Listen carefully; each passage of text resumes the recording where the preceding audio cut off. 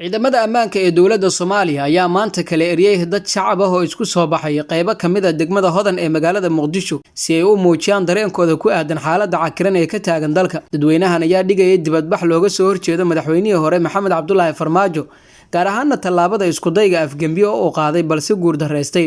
waxaana kala dareeriyay ciidamada ammaanka oo dowladda federaalka Soomaaliya ka tirsan. dibadbaxa ayaa sidoo kale waxaa qayb ka ahaa siyaasiyiin ka tirsan mucaaradka sida Axmed Macalin Fiqi oo ka soo muuqday banaanbaxa oo sidoo kale lagu taageeray ra'iisul wasaare Roble. Axmed Macalin Fiqi oo ka hadlay tallaabada ay qaadeen ciidamada ammaanka ayaa sheegay in amarka lagu joojiyay dibadbaxayaasha uu ka soo baxay taliye ku-xigeenka booliiska Soomaaliya iyo taliyaha qaybta booliiska maamulka gobolka Banaadir. Asgar ay soo direen taliye ku-xigeenka booliiska Kaniif iyo taliyaha gobolka Banaadir Farxaan Qaroole ayaa la ii sheegayaa in ay suurta ku sameeyeen shacab banaanbax si nabadgelyo ah ugu sameynaya qaybo kamid ah degmada Hodan oo aan qaybtiisii hore goobjoog ka ahaa, ayuu yiri siyaasiga caanka ee Axmed Macalin Fiqi. sidoo kale wuxuu intaasi ku daray waxaa muuqata nimankaas in weli la shaqeynayaan rejiimkii waqtigu ka dhamaaday ayna dhigaha ka fureysteen baaqi ra'iisul wasaaraha. dhankiisa Cabdiraxmaan Cabdishakuur Warsame ayaa ka hadlay arrintan wuxuuna fariin u diray ra'iisul wasaaraha iyo sidoo kale wasiirka amniga Cabdullaahi Maxamed Nuur.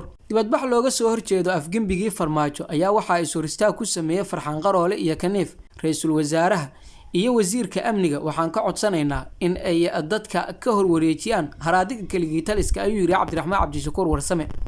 wasiirka amniga gudaha Cabdullaahi Maxamed Nuur oo ka hadlay kala ceelintii ciidamada ammaanku ku sameeyeen banaanbaxayaashii ayaa si adag u sheegay in baaritaan lagu sameyn doono askartii ka dambeysay falkaasi. waxa uu sheegay in marnaba la aqbali doonin in saraakiishu ay dhibaateeyaan shacabka sida nabadda ah aragtidooda ku cabiraya. waxa ay soo gaartay cabasho ah in hay'adaha amniga gaar ahaan booliiska dalku waxyeello u geysteen mas'uuliyiin iyo shacab ka qaybgalay isu soo bax nabadeed, waxaana lagu sameyn doonaa baaritaan sida ay wax u dhaceen. waxaana shacabka iyo mas'uuliyiintaas u xaqiijinaynaa inaan marna la aqbali doonin in saraakiisha hay'adaha amnigu ku kacaan falalka lagu soo eedeeyay.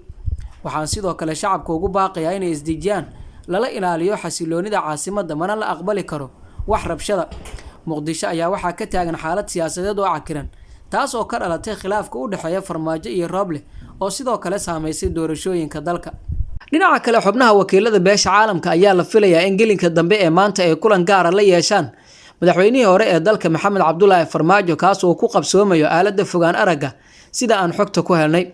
wararka ayaa sheegaya in kulankan uu soo qaban qaabiyo xafiiska qaramada midoobay ee ANSOM, isla markaana looga hadlayo xaaladda cakiran ee Villa Soomaaliya. ila wareejo lagu kalsoon yahay ayaa sheegay in beesha caalamka Farmaajo la wadaagi doonto fariintii ugu dambeysay ee ku aadan xiisadda taagan, gaar ahaan inuu faraha kala baxo arrimaha doorashooyinka dalka oo uu mas'uulka ka yahay ra'iisul wasaare Roble.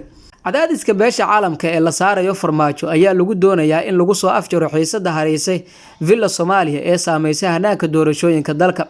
sidoo kale beesha caalamka ayaa kulanka Farmaajo kadib la xiriiri doonta ra'iisul wasaare Maxamed Xuseen Roble oo ay kala hadli doonto sii wadista doorashooyinka golaha shacabka ee baarlamaanka Soomaaliya. wakiilada beesha caalamka ayaa horay u shaaciyay in aan la aqbali karin xiisadda taagan, waxayna soo dhaweysay shirka golaha wadatashiga qaran ee uu iclaamiyay ra'iisul wasaare Maxamed Xuseen Roble. sidoo kale xubnaha beesha caalamka ayaa sheegay inay tahay in la dhameystiro doorashada lana dedejiyo kuraasta ka harsan baarlamaanka Soomaaliya. arrimahan ayaa ku soo aadaya xilli Villa Soomaaliya ay ka taagan tahay xiisad ka dhalatay khilaafka Farmaajo iyo Roble, kaas oo saameyn siyaasadeed ku yeeshay guud ahaan dalka Soomaaliya.